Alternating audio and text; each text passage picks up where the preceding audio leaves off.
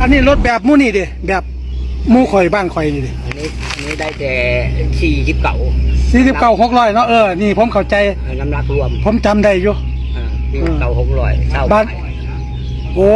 แบบนั้นก็คือการเป็นบ้านนั่น22 ล้อเนาะ22 ล้อ600แล้วรถ10 ล้อมู่นั่นดิ10 ล้อฮะ10 ล้อนั่นน่ะ10 ล้อ12 ล้อเอา12 ล้อก่อนนั่น12 ล้อนี่ก็ได้เท่าไหร่นึงบ่ฮอด10 ตันทำน่ะน้ำหนักบรรทุกอ่ะ